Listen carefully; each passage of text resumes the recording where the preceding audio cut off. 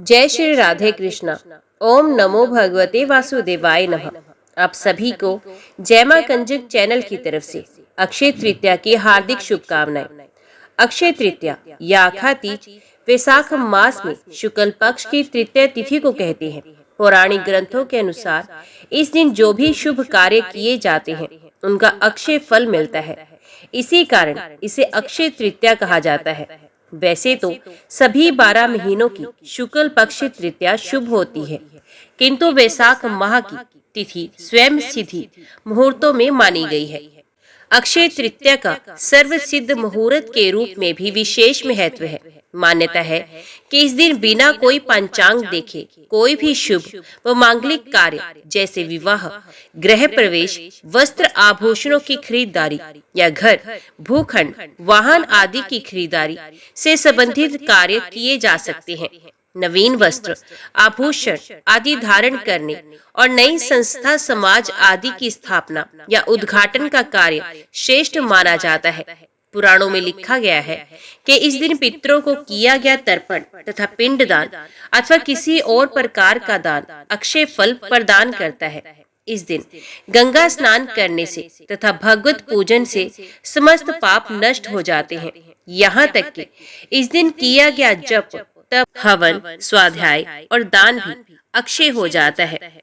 ये भी माना जाता है कि आज के दिन मनुष्य अपने या स्वजनों द्वारा किए गए जाने अनजाने अपराधों की सच्चे मन से ईश्वर से क्षमा प्रार्थना करे तो भगवान उसके अपराधों को क्षमा करते हैं और उसे सद्गुण प्रदान करते हैं। अतः आज के दिन अपने दुर्गुणों को भगवान के चरणों में सदा के लिए अर्पित कर उनसे सद्गुणों का वरदान मांगने की परंपरा भी है। अक्षय तृतीया के दिन ब्रह्म मुहूर्त में उठकर समुद्र व गंगा स्नान करके और शांतचित्त होकर भगवान विष्णु की विधि विधान से पूजा करने का प्रावधान है। नैवेद्य में जौ व गेहूं का सत्तू, ककड़ी और चने की दाल अर्पित किया जाता है। तत्पश्चात फल, फूल, पात्र तथा वस्त्र आदि दान करके ब्राह्मणों को दक्षिणा दी जाती है। ब्राह्मण को भोजन करवाना कल्याणकारी समझा जाता है। मान्यता है कि इस दिन सत्तू अवश्य खाना चाहिए तथा नए वस्त्र और आभूषण पहनने चाहिए। गो, भूमि, स्वर्ण पात्र इत्यादि या दान भी इस दिन किया जा सकता है। ये तिथि वसंत ऋतु के अंत में और ग्रीष्म ऋतु का प्रारंभ का दिन है। इसलिए अक्षय तृतीया के दिन जल से भरे घड़े, कुल्हड़, सकोरे, पंखे, खड़ाऊ, छाता, चावल, नमक, घी, खरबूजा, ककड़ी, शक्कर, साग, इमली, सत्तू आदि गर्मी में लाभकारी वस्तुओं का दान पुण्यकारी माना गया है। इस दान के पीछे ये लोक विश्वास है कि इस दिन जिन जिन वस्तुओं का दान किया जाता है वे समस्त वस्तुएं स्वर्ग व अगले जन्म में प्राप्त होगी। इस दिन लक्ष्मी नारायण की पूजा श्वेत कमल अथवा श्वेत गुलाब व पीले गुलाब से करनी चाहिए। सर्वत्र शुक्ल पुष्पाणि प्रस्तानि सदाचने दान काले च सर्वत्र मंत्र मेत मुद्रिपेत। अर्थात सभी महीनों की तृतीया में श्वेत पुष्प से किया गया पूजन प्रशंसनीय माना गया है। ऐसी भी मान्यता है कि अक्षय तृतीया पर अपने अच्छे आचरण और सद्गुणों से दूसरों का आशीर्वाद लेना अक्षय रहता है। भगवान विष्णु और माता लक्ष्मी की पूजा विशेष फलदायी मानी गई है। इस दिन किया गया आचरण और सत्कर्म अक्षय रहता है। तो आज की इस वीडियो के माध्यम से हम आपके सामने वैशाख मास अक्षय तृतीया की कथा प्रस्तुत करने जा रहे हैं। उम्मीद करती हूँ कथा का पूरा फल लेने के लिए आप कथा को शुरू से लेकर अंत तक जरूर श्रवण करेंगे, क्योंकि कथा का पूरा फल हमें कथा को संपूर्ण सुनने से ही मिलता है। आधा अधूरा छोड़ने से हम सिर्फ पाप के भागीदार बनते हैं। तो चलिए आज की इस कथा को हम शुरू करते हैं। ओम नमो भगवते वासुदेवाय नमः। अक्षय तृतीया की अनेक व्रत कथाएं प्रचलित हैं। ऐसी ही एक कथा के अनुसार प्राचीन काल में एक धर्मदास नामक वैश्य था। उसकी सदाचार, देव और ब्राह्मणों के प्रति बहुत श्रद्धा थी। इस व्रत के महात्म्य को सुनने के पश्चात उसने इस पर्व के आने पर गंगा में स्नान करके विधि पूर्वक देवी देवताओं की पूजा की। व्रत के दिन स्वर्ण वस्त्र तथा दिव्य वस्तुएं ब्राह्मणों को दान में दी। अनेक रोगों से ग्रस्त तथा वृद्ध होने पर भी उसने उपवास करके धर्म कर्म और दान पुण्य किया। यही वैश्य दूसरे जन्म में कुशावती का राजा बना। कहते हैं कि अक्षय तृतीया के दिन किए गए दान व पूजन के कारण वे बहुत धनी प्रतापी बना। यह इतना धनी और प्रतापी राजा था कि त्रिदेव तक उसकी सभा में अक्षय तृतीया के दिन ब्राह्मण का वेश धारण करके उसके महायज्ञ में सम्मिलित होते थे। अपनी श्रद्धा और भक्ति का उसे कभी घमंड नहीं हुआ और महान वैभवशाली होने पर भी वे धर्म मार्ग से विचलित नहीं हुआ। माना जाता है कि यही राजा आगे चल के राजा चंद्रगुप्त के रूप में जन्मा। सकंद पुराण और भविष्य पुराण में उल्लेख है कि वैशाख शुक्ल पक्ष की तृतीया को रेणुका के गर्भ से भगवान विष्णु ने परशुराम रूप में जन्म लिया। कोंकण और चिपलून के परशुराम मंदिरों में इस तिथि को परशुराम जयंती बड़ी धूमधाम से मनाई जाती है। दक्षिण भारत में परशुराम जयंती को विशेष महत्व दिया जाता है। परशुराम जयंती होने के कारण इस तिथि में भगवान परशुराम की आविर्भाव की कथा भी सुनी जाती है। इस दिन परशुराम जी की पूजा करके उन्हें अर्घ्य देने का बड़ा महात्म्य माना गया है। सौभाग्यवती स्त्रियां और कुंवारी कन्या इस दिन गौरी पूजा करके मिठाई, फल और भीगे हुए चने बांटती हैं। गौरी पार्वती की पूजा करके धातु या मिट्टी के कलश में जल, फल, फूल, तेल, अन्न आदि लेकर दान करती हैं। मान्यता है कि इस दिन जन्म से ब्राह्मण और कर्म से क्षत्रिय भृगुवंशी परशुराम जी का जन्म हुआ था। एक कथा के अनुसार परशुराम की माता और विश्वामित्र की माता की पूजन के उपरांत प्रसाद देते समय ऋषि ने प्रसाद परिवर्तित कर दिया था, जिसके प्रभाव से परशुराम ब्राह्मण होते हुए भी क्षत्रिय स्वभाव के थे और क्षत्रिय पुत्र होने पर भी विश्वामित्र ब्रह्म ऋषि कहलाए। उल्लेख है कि सीता स्वयंवर के समय परशुराम जी अपना धनुष बाण श्री राम को समर्पित कर सन्यासी का जीवन बिताने अन्यंत्र चले गए। अपने साथ एक पशु रखते थे, तभी से उनका नाम परशुराम पड़ा। अभी हम श्रवण करते हैं सकंद पुराण से अक्षय तृतीया की संपूर्ण कथा। श्रुदेव बोले, मेष राशि में सूर्य के स्थित रहने पर जो वैशाख मास में प्रातः काल स्नान करता है और भगवान विष्णु की पूजा करके इस कथा को सुनता है, वे सब पापों से मुक्त हो भगवान विष्णु के परम धाम को प्राप्त होता है। इस विषय में एक प्राचीन इतिहास कहते हैं, जो सब पापों का नाशक, पवित्र कारक, धर्म अनुकूल, वंदनीय और पुरातन है। गोदावरी के तट पर शुभ ब्रह्मेश्वर क्षेत्र में महर्षि दुर्वासा के 2 शिष्य रहते थे, जो परमहंस, ब्रह्मनिष्ठ, उपनिष्ठ विद्या में परिनिष्ठित और इच्छा रहते थे। वे भिक्षा मात्र भोजन करते और पुण्य में जीवन बिताते हुए गुफा में निवास करते थे। उनमें से एक का नाम था सत्यनिष्ठ और दूसरे का तपोनिष्ठ। वे इन्हीं नामों से तीनों लोकों में विख्यात थे। सत्यनिष्ठ सदा भगवान विष्णु की कथा में तत्पर रहते थे।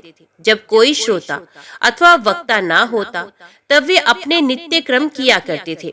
यदि कोई श्रोता उपस्थित होता, तो उसे निरंतर वे भागवत कथा सुनाते, और यदि कोई कथावाचक भगवान विष्णु की कल्याण में पवित्र कथा कहता, तो वे अपने सब कर्मों को समेटकर श्रवण में तत्पर हो उस कथा को सुनने लगते थे। वे अत्यंत दूर के तीर्थों और देव मंदिरों को छोड़कर तथा कथा विरोधी कर्मों का परित्याग करके भगवान की दिव्य कथा सुनते और श्रोताओं को स्वयं भी सुनाते थे। कथा समाप्त होने पर सत्यनिष्ठ अपना शेष कार्य पूरा करते थे। कथा सुनने वाले पुरुष को जन्म मृत्यु में संसार बंधन की प्राप्ति नहीं होती, उसके अंतकरण की शुद्धि होती है। भगवान विष्णु में जो अनुराग की कमी है, वे दूर हो जाती है और उनके प्रति गाढ़ अनुराग हो जाता है। साथ ही साधु पुरुषों के प्रति सौहार्द बढ़ता है। रजोगुण रहित गुणातीत परमात्मा शीघ्र ही हृदय में स्थित हो जाते हैं। श्रवण से ज्ञान पाकर मनुष्य भगवत चिंतन में समर्थ होता है। श्रवण, ध्यान और मनन ये वेदों में अनेक प्रकार से बताया गया है। जहाँ भगवान विष्णु की कथा नहीं होती और जहाँ साधु पुरुष ना रहते हो, वे स्थान साक्षात गंगा तट ही क्यों ना हो, निस्संदेह त्याग देने योग्य है। जिस देश में तुलसी नहीं अथवा भगवान विष्णु का मंदिर नहीं, ऐसा स्थान निवास करने योग्य नहीं। यह निश्चय करके मुनिवर सत्यनिष्ठ सदा भगवान विष्णु की कथा और चिंतन में संलग्न रहते थे। दुर्वासा का दूसरा शिष्य तपोनिष्ठ दुराग्रह पूर्वक कर्म में तत्पर रहता था। वे भगवान की कथा छोड़कर अपना क्रम पूरा करने के लिए इधर उधर हट जाता था। कथा की अवहेलना से उसे बड़ा कष्ट उठाना पड़ा। अंततः कथा परायण सत्यनिष्ठ ने ही उसका संकट से उद्धार किया। जहाँ लोगों के पाप का नाश करने वाले भगवान विष्णु की पवित्र कथा होती है, वहाँ सब तीर्थ और अनेक प्रकार के क्षेत्र स्थित रहते हैं। जहाँ विष्णु कथा रूपी पुण्यमयी नदी बहती रहती है, उस देश में निवास करने वालों की मुक्ति उनके हाथ में होती है। पूर्व काल में पांचाल देश में पुर्यशा नामक एक राजा थे, जो पुण्यशील एवं बुद्धिमान राजा भूर्यशा के पुत्र थे। पिता के मरने पर पुर्यशा राज्य सिंहासन पर बैठे। वे धर्म की अभिलाषा रखने वाले, शूरता, उदारता आदि गुणों से संपन्न और धनुर्वेद में प्रवीण थे। उन महामती नरेश ने अपने धर्म के अनुसार पृथ्वी का पालन किया। कुछ काल के पश्चात राजा का धन नष्ट हो गया। हाथी और घोड़े बड़े बड़े रोगों से पीड़ित होकर मर गए। उनके राज्य में ऐसा भारी अकाल पड़ा जो मनुष्यों का अत्यंत विनाश करने वाला था। पांचाल नरेश राजा पुर्यशा को निर्बल जानकर उनके शत्रुओं ने आक्रमण किया और युद्ध में उनको जीत लिया। तदंतर पराजित हुए राजा ने अपनी पत्नी शिखणी के साथ पर्वत की कंदरा में प्रवेश किया। साथ में दासी आदि सेवक गण भी उनके साथ थे। इस प्रकार छिपे रहकर राजा मन ही मन विचार करने लगे कि मेरी ये क्या अवस्था हो गई। मैं जन्म और कर्म से शुद्ध हूँ, माता और पिता के हित में तत्पर रहा हूँ, गुरु भक्त, उदार, ब्राह्मणों का सेवक, धर्मपरायण, सब प्राणियों के प्रति दयालु, देव पूजक और जितेंद्रिय भी हूँ। फिर किस क्रम से मुझे ये विशेष दुख देने वाली दरिद्रता प्राप्त हुई है? किस कर्म से मेरी पराजय हुई है और किस कर्म के फलस्वरूप मुझे ये वनवास मिला है? इस प्रकार चिंता से व्याकुल होकर राजा ने खिन्नचित्त से अपने सर्वज्ञ गुरु मुनिश्रेष्ठ याज और उपयाज का स्मरण किया।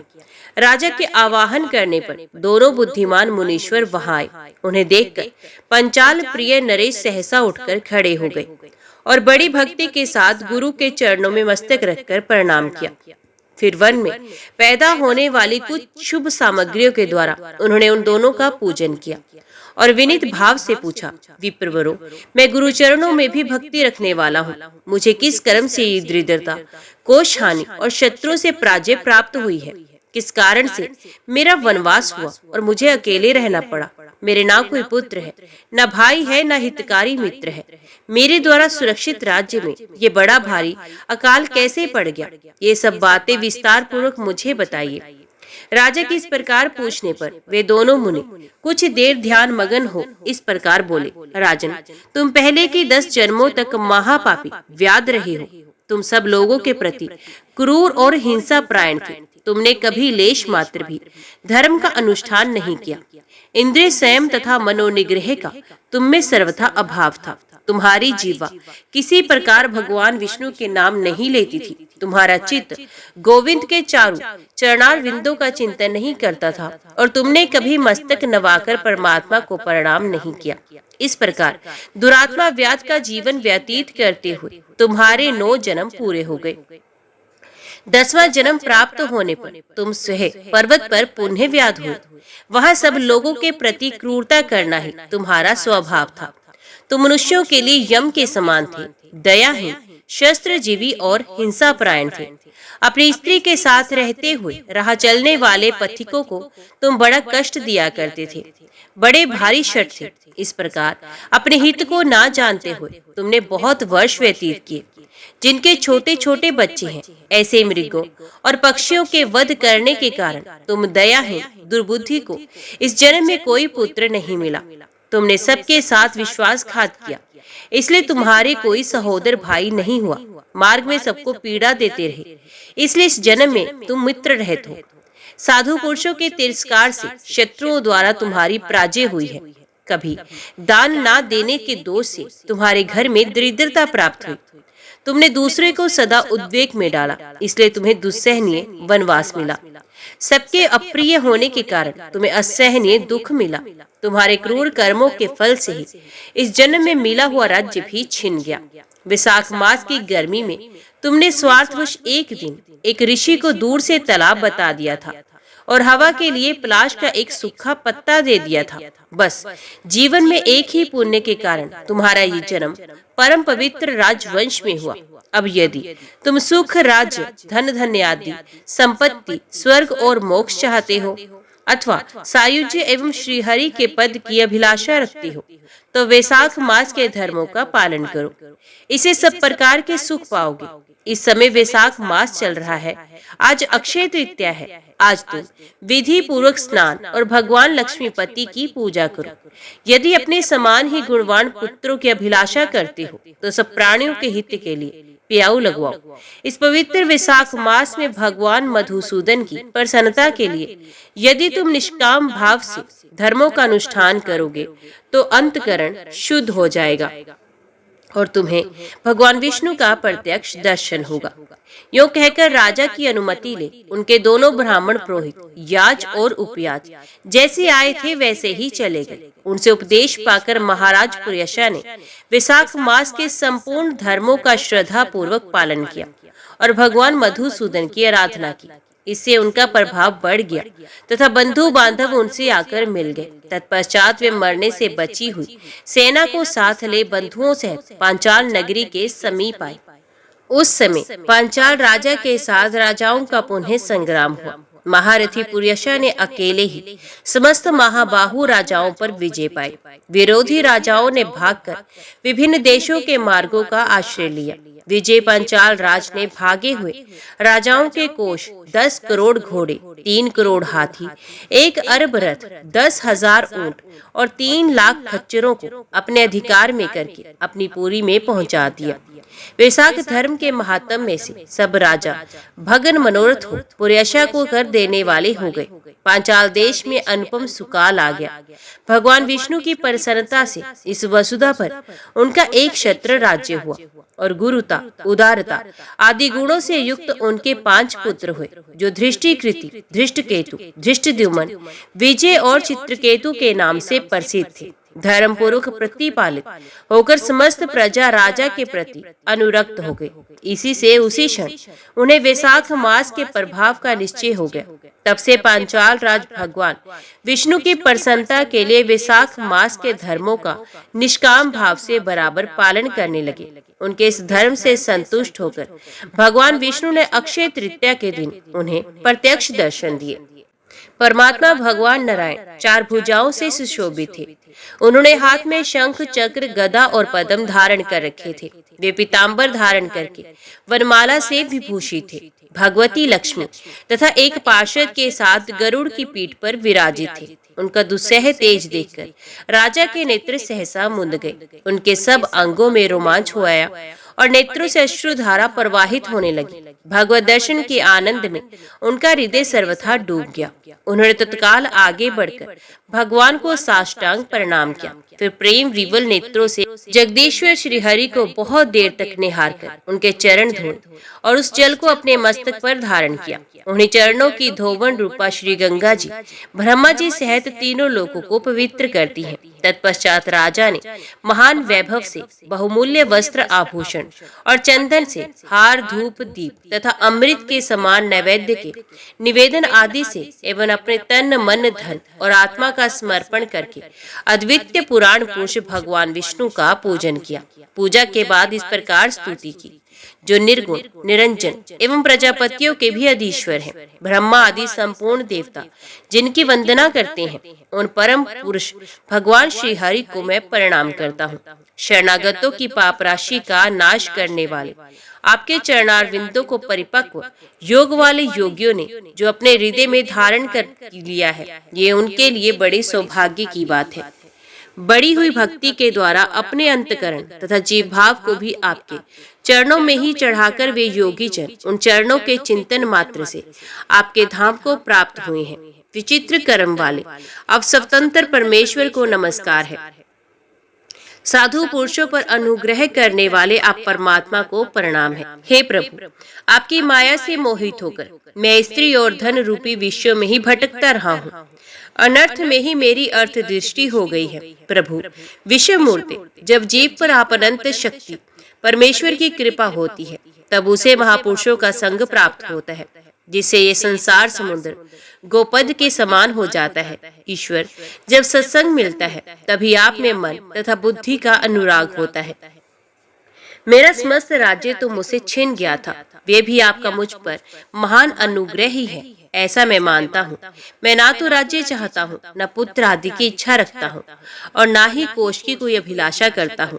अपितु मुनियों के द्वारा ध्यान करने योग्य जो आपके आराधनीय चरणारविंद है, उन्हीं का नित्य सेवन करना चाहता हूँ। देवेश्वर जगन निवास, मुझ पर प्रसन्न होइए, जिससे आपके चरण कमलों की स्मृति बराबर बनी रहे, तथा स्त्री पुत्र खजाना एवं आत्मीय कहे जाने वाले सब पदार्थों में जो मेरी आसक्ति है, वे सदा के लिए दूर हो जाए। भगवान, मेरा मन सदा आपके चरणारविंदों के चिंतन में लगा रहे। मेरी वाणी आपकी दिव्य कथा के निरंतर वर्णन में तत्पर हो। मेरे ये दोनों नेत्र आपके श्री विग्रह के दर्शन में, कान कथा श्रवण में तथा रसना आपके भोग लगाए हुए प्रसाद के आस्वादन में प्रवृत्त हो। प्रभु, मेरी नासिका आपके चरण कमलों की तथा आपके भक्तजनों के गंध विलेपन आदि की सुगंध लेने में, दोनों हाथ आपके मंदिर में झाड़ू देने आदि की सेवा में, दोनों पैर आपके तीर्थों और कथा स्थान की यात्रा करने में तथा मस्तक निरंतर आपको प्रणाम करने में संलग्न रहे।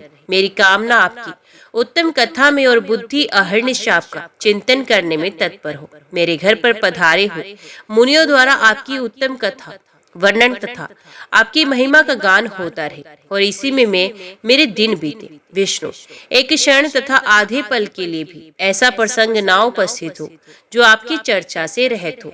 हे हरे, मैं परमेष्ठी ब्रह्मा का पद, भूतल का चक्रवर्ती राज्य और मोक्ष भी नहीं चाहता, केवल आपके चरणों की निरंतर सेवा करना चाहता हूँ, जिसके लिए लक्ष्मी जी तथा ब्रह्मा शंकर आदि देवता भी सदा प्रार्थना किया करते हैं। राजा की इस प्रकार स्तुति करने पर कमल नयन भगवान विष्णु ने प्रसन्न हो मेघ के समान गंभीर वाणी में इस प्रकार कहा, राजन, मैं जानता हूँ तुम मेरे श्रेष्ठ भक्त हो, कामना रहित और निष्पाप हो। नरेश्वर, मुझ में तुम्हारी दृढ़ भक्ति हो और अंत में तुम मेरा सायुज्य प्राप्त करो। तुम्हारे द्वारा किए हुए स्तोत्र से इस पृथ्वी पर जो लोग स्तुति करेंगे, उनके ऊपर संतुष्ट हो मैं उन्हें भोग और मोक्ष प्रदान करूंगा। ये अक्षय तृतीया इस पृथ्वी पर प्रसिद्ध होगी, जिसमें भोग और मोक्ष प्रदान करने वाला मैं तुम्हारे ऊपर प्रसन्न हुआ। जो मनुष्य इस तिथि को किसी भी बहाने से अथवा स्वभाव से ही स्नान दान आदि क्रियाएं करते हैं, वे मेरे अविनाशी पद को प्राप्त होते हैं। जो मनुष्य पितरों के उद्देश्य से अक्षय तृतीया को श्राद्ध करते हैं, उनका किया हुआ वे श्राद्ध अक्षय होता है। इस तिथि में थोड़ा सा भी जो पुण्य किया जाता है, उसका फल अक्षय होता है। राजन, जो कुटुंबी ब्राह्मण को गाय दान करता है, उसके हाथ में सब संपत्तियों की वर्षा करने वाली भुक्ति और मुक्ति भी आ जाती है। जो वैशाख मास में मेरा प्रिय करने वाले धर्मों का अनुष्ठान करता है, उसके जन्म मृत्यु जरा भय और पाप को मैं हर लेता हूँ। अनक, ये वैशाख मास मेरे चरण चिंतन की ही भांति ऐसे सहस्रों पापों को हर लेता है, जिनके लिए शास्त्रों में कोई प्रायश्चित नहीं मिलता। राजा को ये वरदान देकर देवादिदेव भगवान जनार्दन सबके देखते देखते वही अंतर ध्यान हो गए। तदंतर राजा पुरेशा सदा भगवान में ही मन लगाए हुए उन्हीं की सेवा में तत्पर रहकर इस पृथ्वी का पालन करने लगे। देव दुर्लभ समस्त मनोरथों का उपभोग करके अंत में उन्होंने चक्रधारी भगवान विष्णु का सायुज्य प्राप्त किया। जो इस उत्तम उपाख्यान को सुनते और सुनाते हैं, वे सब पापों से मुक्त हो भगवान विष्णु के परम पद को प्राप्त होते हैं। व्याध ने पूछा, ब्राह्मण, आपने पहले कहा था कि भगवान विष्णु की प्रीति के लिए कल्याणकारी भगवत धर्मों का और उनमें भी वैशाख मास में कर्तव्य रूप से बताए हुए नियमों का विशेष रूप से पालन करना चाहिए। ये भगवान विष्णु कैसे हैं? उनका क्या लक्षण है? उनकी सत्ता में क्या प्रमाण है? तथा वे सर्वव्यापी भगवान किनके द्वारा जानने योग्य हैं? वैष्णव धर्म कैसे हैं और किससे भगवान श्री हरि प्रसन्न होते हैं। महामते, मैं आपका किंकर हूँ, मुझे ये सब बातें बताइए। व्याध के इस प्रकार पूछने पर शंख ने रोग शोक से रहित संपूर्ण जगत के स्वामी भगवान नारायण को प्रणाम करके कहा, हे व्याध, भगवान विष्णु का स्वरूप कैसा है ये सुनो। भगवान समस्त शक्तियों के आश्रय, संपूर्ण गुणों की निधि तथा सबके ईश्वर बताए गए हैं। वे निर्गुण, निष्कल तथा अनंत हैं। सत, चित और आनंद यही उनका स्वरूप है। ये जो अखिल चराचर जगत है, अपने अधीश्वर और आश्रय के साथ नियत रूप से जिसके वश में स्थित है, जिसे इसकी उत्पत्ति, पालन, संहार, पुनरावर्ती तथा नियमन आदि होते हैं, प्रकाश, बंधन, मोक्ष और जीविका, इन सब की प्रवृत्ति जहाँ से होती है वे ही ब्रह्म नाम से प्रसिद्ध भगवान विष्णु हैं। वे ही विद्वानों के सम्मान्य सर्वव्यापी परमेश्वर हैं। ज्ञानी पुरुषों ने उन्हीं को साक्षात परब्रह्म कहा है। वेद, शास्त्र, स्मृति, पुराण, इतिहास, पांच रात्र और महाभारत सब विष्णु स्वरूप है, विष्णु के ही प्रतिपादक है। इन्हीं के द्वारा महाविष्णु जानने योग्य हैं। वेद वैद्य सनातन देव भगवान नारायण को कोई इंद्रियों से, अनुमान से और तर्क से भी नहीं जान सकता। उन्हीं के दिव्य जन्म, कर्म तथा गुणों को अपनी बुद्धि के अनुसार जानकर उनके अधीन रहने वाले जीव समूह सदा मुक्त होते हैं। ये संपूर्ण जगत प्राण से उत्पन्न हुआ है, प्राण स्वरूप है, प्राण रूपी सूत्र में पिरोया हुआ है तथा प्राण से ही चेष्टा करता है। सबका आधारभूत ये सूत्रात्मा प्राण ही विष्णु है, ऐसा विद्वान पुरुष कहते हैं। व्याध ने पूछा, ब्राह्मण, जीवों में ये सूत्रात्मा प्राण सबसे श्रेष्ठ किस प्रकार है? शंख ने कहा, व्याध, पूर्व काल में सनातन देव भगवान नारायण ने ब्रह्मा आदि देवताओं की सृष्टि करके कहा, देवताओं, मैं तुम्हारे सम्राट के पद पर ब्रह्मा जी की स्थापना करता हूँ। यही तुम सबके स्वामी हैं। अब तुम लोगों में जो सबसे अधिक शक्तिशाली हो, उसे तुम स्वयं ही युवराज के पद पर प्रतिष्ठित करो। भगवान के इस प्रकार कहने पर इंद्र आदि सब देवता आपस में विवाद करने लगे और कहने लगे, मैं युवराज होऊंगा, मैं युवराज होऊंगा। किसी ने सूर्य को श्रेष्ठ बताया तो किसी ने इंद्र को। किन्हीं की दृष्टि में कामदेव ही सबसे श्रेष्ठ है तो कुछ लोग मौन ही खड़े रहे। आपस में कोई निर्णय ना होता देखकर वे भगवान नारायण के पास पूछने के लिए गए और प्रणाम करके हाथ जोड़कर बोले, महाविष्णु, हम सबने अच्छी तरह विचार कर लिया, किंतु हम सब में श्रेष्ठ कौन है ये हम अभी तक किसी प्रकार निश्चय नहीं कर सके। अब आप ही निर्णय कीजिए। तब भगवान विष्णु ने हंसते हुए कहा, इस विराट ब्रह्मांड रूपी शरीर से जिसके निकल जाने पर ये गिर जाएगा और जिसके प्रवेश करने पर पुनः उठकर खड़ा हो जाएगा, वही देवता सबसे श्रेष्ठ है। भगवान के ऐसा कहने पर सब देवताओं ने कहा, अच्छा ऐसा ही हो। तब सबसे पहले देवेश्वर जयंत विराट शरीर के पैर से बाहर निकला। उसके निकलने से उस शरीर को लोग पंगु कहने लगे, परंतु शरीर गिर न सका। यद्यपि वे चल नहीं पाता था तो भी सुनता, पीता, बोलता, सूंघता और देखता हुआ पूर्ववत स्थिर रहा। तत्पश्चात घोदेश से दक्ष प्रजापति निकलकर अलग हो गए। तब लोगों ने उसे नपुंसक कहा, किंतु उस समय भी वे शरीर गिर न सका। उसके बाद विराट शरीर के हाथ से सब देवताओं के राजा इंद्र बाहर निकले। उस समय भी शरीरपात नहीं हुआ। विराट पुरुष को सब लोग हस्तहीन कहने लगे। इसी प्रकार नेत्रों से सूर्य निकले। तब लोगों ने उसे अंधा और काना कहा। उस समय भी शरीर का पतन नहीं हुआ। तदंतर नासिका से अश्विनी कुमार निकले, किंतु शरीर नहीं गिर सका। केवल इतना ही कहा जाने लगा कि ये सूंघ नहीं सकता। कान से अधिष्ठात्र देवियां दिशाएं निकली। उस समय लोग उसे बधिर कहने लगे, परंतु उसकी मृत्यु नहीं हुई। तत्पश्चात जीवा से वरुण देव निकले। तब लोगों ने यही कहा कि ये पुरुषरस का अनुभव नहीं कर सकता, किंतु देहपात नहीं हुआ। तदंतर वाकेंद्रियों से उसके स्वामी अग्निदेव निकले। उस समय उसे गूंगा कहा गया, किंतु शरीर नहीं गिरा। फिर अंतकरण से बोध स्वरूप रुद्र देवता अलग हो गए। उस दशा में लोगों ने उसे जड़ कहा, किंतु शरीरपात नहीं हुआ। सबके अंत में उस शरीर से प्राण निकला। तब लोगों ने उसे मरा हुआ बताया। इसे देवताओं के मन में बड़ा विस्मय हुआ। वे बोले, हम लोगों में से जो भी इस शरीर में प्रवेश करके इसे पूर्वत उठा देगा, जीवित कर देगा, वही युवराज होगा। ऐसी प्रतिज्ञा करके सब क्रमश उसी शरीर में प्रवेश करने लगे। जयंत ने पैरों में प्रवेश किया, किंतु वे शरीर नहीं उठा। प्रजापति दक्ष ने गुहर इंद्रियों में प्रवेश किया, फिर भी शरीर नहीं उठा। इंद्र ने हाथ में, सूर्य ने नेत्र में, दिशाओं ने कान में, वरुण देव ने जीवा में, अश्विनी कुमारों ने नासिका में, अग्नि ने वाक इंद्रियों में तथा रुद्र ने अंतकरण में प्रवेश किया, किंतु वे शरीर नहीं उठा। सबके अंत में प्राण ने प्रवेश किया, तब वे शरीर उठकर खड़ा हो गया। तब देवताओं ने प्राण को ही सब देवताओं में श्रेष्ठ निश्चित किया। बल, ज्ञान, धैर्य, वैराग्य और जीवन शक्ति में प्राण को ही सर्वाधिक मानकर देवताओं ने उसी को युवराज पद पर अभिषिक्त किया। इस उत्कृष्ट स्थिति के कारण प्राण को उक्त कहा गया। अतः समस्त चराचर जगत प्राणात्मक है। जगदीश्वर प्राण अपने पूर्ण एवं बलशाली अंशों द्वारा सर्वत्र परिपूर्ण है। प्राणहीन जगत का अस्तित्व नहीं है। प्राणहीन कोई भी वस्तु वृद्धि को नहीं प्राप्त होती। इस जगत में किसी भी प्राणहीन वस्तु की स्थिति नहीं है। इस कारण प्राण सब जीवों में श्रेष्ठ, सबका अंतरात्मा और सर्वाधिक बलशाली सिद्ध हुआ। इसलिए प्राण उपासक प्राण को ही सर्वश्रेष्ठ कहती है। प्राण सर्वदेवात्मा और सब देवता प्राण में है। वे भगवान वसुदेव का अनुगामी तथा सदा उन्हीं में स्थित है। मनीषी पुरुष प्राण को ही महाविष्णु का बल बताते हैं। महाविष्णु के महात्म्य और लक्षण को इस प्रकार जानकर मनुष्य पूर्व बंधन का अनुसरण करने वाले अज्ञान में लिंग को उसी प्रकार त्याग देता है, जैसे सर्प पुराणी केंचुल को। लिंग देह का त्याग करके वे परम पुरुष अनाम्य भगवान नारायण को प्राप्त होता है।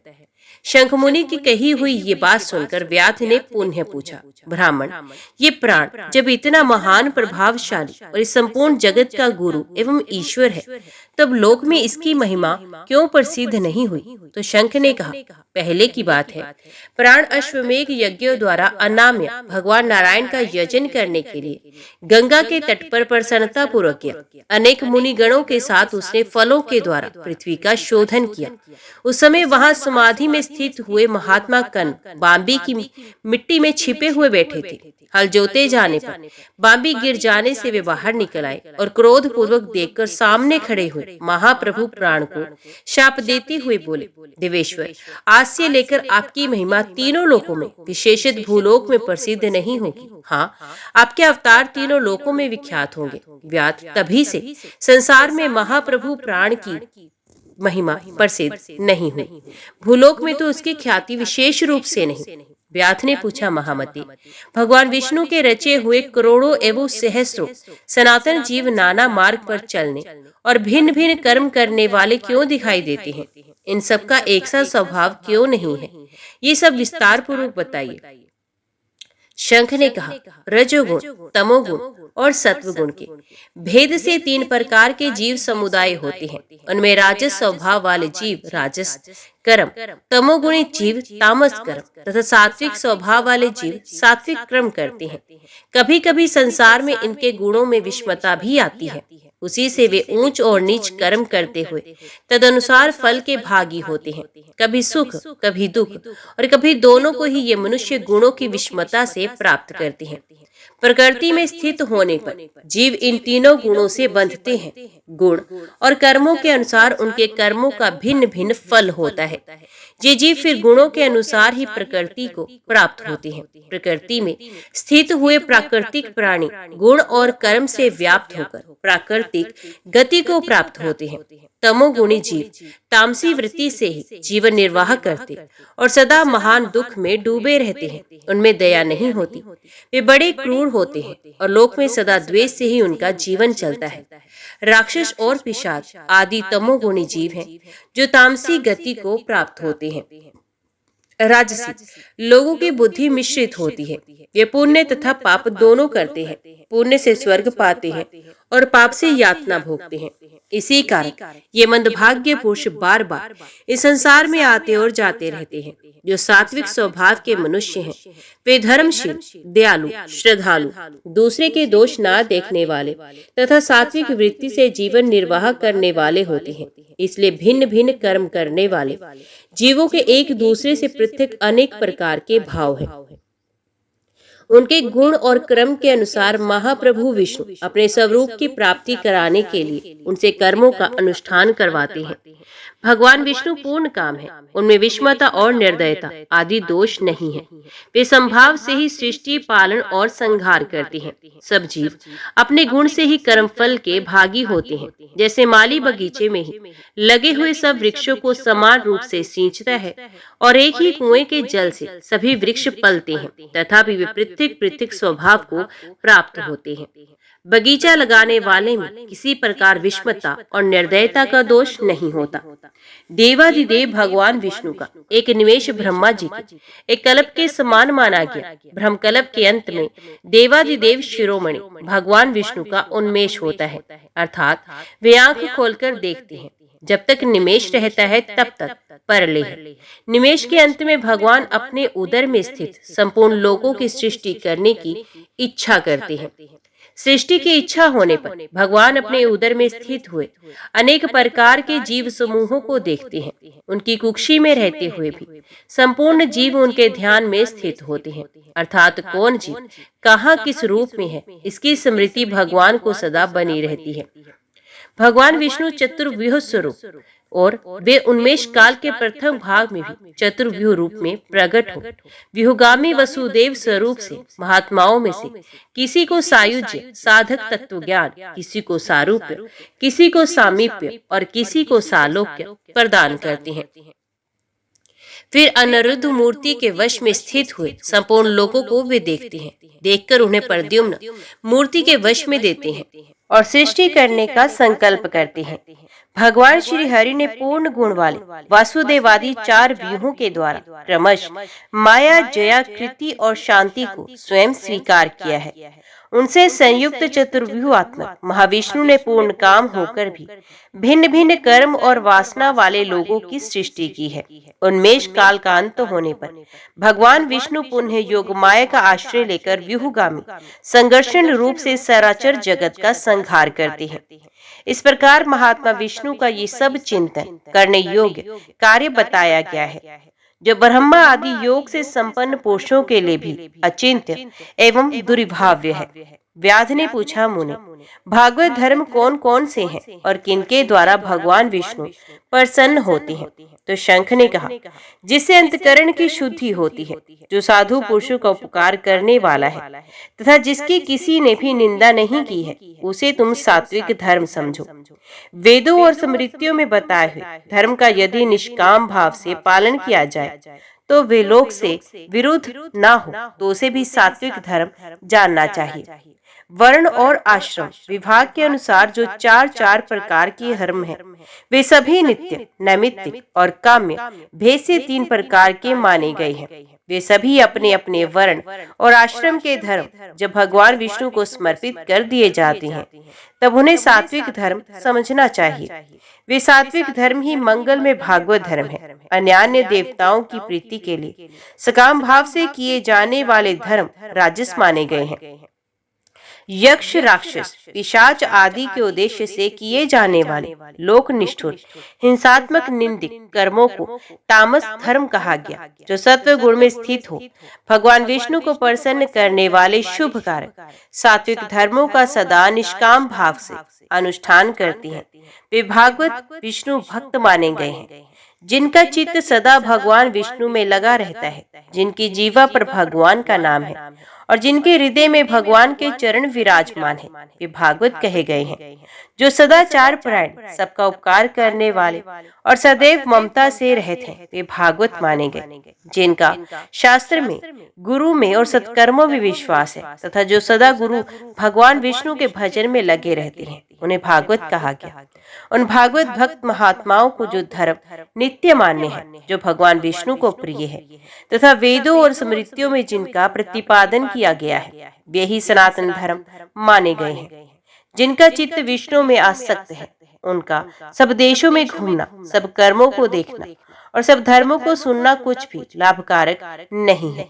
साधु पुरुषों का मन साधु महात्माओं के दर्शन से पिघल जाता है। निष्काम पुरुषों द्वारा श्रद्धा पूर्वक जिसका सेवन किया जाता है तथा जो भगवान विष्णु को सदा ही प्रिय है, वे भागवत धर्म माना गया है। भगवान विष्णु ने क्षीर सागर में सबके हित की कामना से भगवती लक्ष्मी जी को दही से निकाले हुए मक्खन की भांति सब शास्त्रों के सारभूत वैशाख धर्म का उपदेश किया है। जो दंभ रहित होकर वैशाख मास के व्रत का अनुष्ठान करता है, वे सब पापों से रहित हो सूर्यमंडल को भेद कर भगवान विष्णु के योग दुर्लभ परम धाम में जाता है। इस प्रकार द्विज श्रेष्ठ शंख के द्वारा भगवान विष्णु के प्रिय वैशाख मास के धर्मों का वर्णन होते समय वे 5 शाखाओं वाला वट वृक्ष तुरंत ही भूमि पर गिर पड़ा। उसके खोखले में एक विकराल अजगर रहता था। वे भी पाप योनि में शरीर को त्याग कर तत्काल दिव्य स्वरूप को मस्तक झुकाए शंख के सामने हाथ जोड़कर खड़ा हो गया।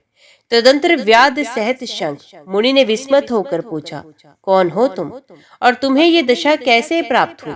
सर्प ने कहा, पूर्व जन्म में मैं प्रयाग का एक ब्राह्मण था। मेरे पिता का नाम कुशीद मुनि और मेरा नाम रोचन था।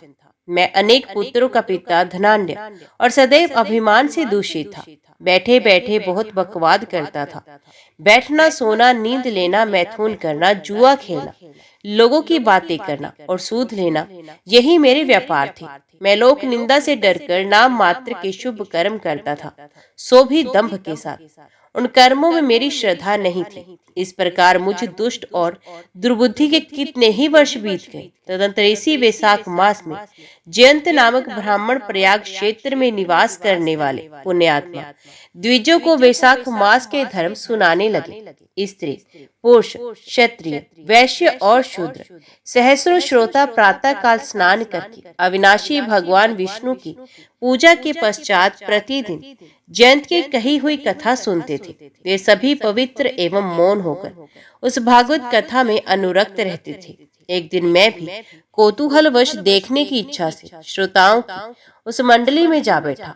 मेरे मस्तक पर पगड़ी बंधी थी, इसलिए मैंने नमस्कार तक नहीं किया और संसारी वार्तालाप में अनुरक्त हो कथा में विघ्न डालने लगा। कभी मैं कपड़े फैलाता, कभी किसी की निंदा करता और कभी जोर से हंस पड़ता था। जब तक कथा समाप्त हुई तब तक मैंने इसी प्रकार समय बिताया। तत्पश्चात दूसरे दिन सन्निपात रोग से मेरी मृत्यु हो गई। मैं तपाए हुए शीशे के जल से भरे हुए हलाहल नरक में डाल दिया गया और 14 मनवंतरों तक वही यातना भोगता रहा। उसके बाद 84 लाख योनियों में क्रमश जन्म लेता और मरता रहा। मैं इस समय क्रूर तमोगुणी सर्प होकर इस वृक्ष के खोखले में निवास करता था। मुने, सौभाग्यवश आपके मुखारविंद से निखरी हुई अमृतमय कथा को मैंने अपने दोनों नेत्रों से सुना, जिसे तत्काल मेरे सारे पाप नष्ट हो गए। मुनिश्रेष्ठ, मैं नहीं जानता कि आप किस जन्म के मेरे बंधु हैं, क्योंकि मैंने कभी किसी का उपकार नहीं किया, तो भी मुझ पर आपकी कृपा हुई। जिनका चित्त समान है, जो सब प्राणियों पर दया करने वाले साधु पुरुष हैं, उनमें परोपकार की स्वाभाविक प्रवृत्ति होती है। उनकी कभी किसी के प्रति विपरीत बुद्धि नहीं होती। आज आप मुझ पर कृपा कीजिए, जिससे मेरी बुद्धि धर्म में लगे। देवादिदेव भगवान विष्णु की मुझे कभी विस्मृति ना हो और साधु चरित्र वाले महापुरुषों का सदा ही संग प्राप्त हो। जो लोग मद से अंधे हो रहे हैं, उनके लिए एकमात्र दृढ़ता ही उत्तम अंजन है। इस प्रकार नाना भांति से स्तुति करके रोचन ने बार बार शंख को प्रणाम किया और हाथ जोड़कर चुपचाप उनकी आगे खड़ा हो गया। तब शंख ने कहा, ब्राह्मण, तुमने वैशाख मास और भगवान विष्णु का महात्म्य सुना है। इससे उसी क्षण तुम्हारा सारा बंधन नष्ट हो गया। द्विज श्रेष्ठ, परिहास, भय, क्रोध, द्वेष, कामना अथवा स्नेह से भी एक बार भगवान विष्णु के पापहारी नाम का उच्चारण करके बड़े भारी पापी भी रोग शोक रहित वैकुंठ धाम में चले जाते हैं। फिर जो श्रद्धा से युक्त हो क्रोध और इंद्रियों को जीतकर सबके प्रति दया भाव रखते हुए भगवान की कथा सुनते हैं, वे उनके लोक में जाते हैं। इस विषय में तो कहना ही क्या है। कितने ही मनुष्य केवल भक्ति के बल से एकमात्र भगवान की कथा वार्ता में तत्पर हो, अन्य सब धर्मों का त्याग कर देने पर भी भगवान विष्णु के परम पद को पा लेते हैं। भक्ति से अथवा द्वेष आदि से भी जो कोई भगवान की भक्ति करते हैं, वे भी प्राण हारिणी पूतना की भांति परम पद को प्राप्त होते हैं। सदा महापुरुषों का संग और उन्हीं के विषय में वार्तालाप करना चाहिए। रचना शिथिल होने पर भी जिसके प्रत्येक श्लोक में भगवान के सुयश सूचक नाम है, वही वाणी जन समुदाय की पाप राशि का नाश करने वाली होती है, क्योंकि साधु पुरुष उसी को सुनते, गाते और कहते हैं। जो भगवान किसी के कष्ट साध्य सेवा नहीं चाहते, आसन आदि विशेष उपकरणों की इच्छा नहीं रखते तथा सुंदर रूप और जवानी नहीं चाहते, अपितु एक बार भी स्मरण कर लेने पर अपना परम प्रकाश में वैकुंठ धाम दे डालते हैं। उन दयालु भगवान को छोड़कर मनुष्य किसी की शरण में जाए, उन्हीं रोग शोक से रह चित्त द्वारा चिंतन करने योग्य अव्यक्त दया निधान भक्त वत्सल भगवान नारायण की शरण में जाओ।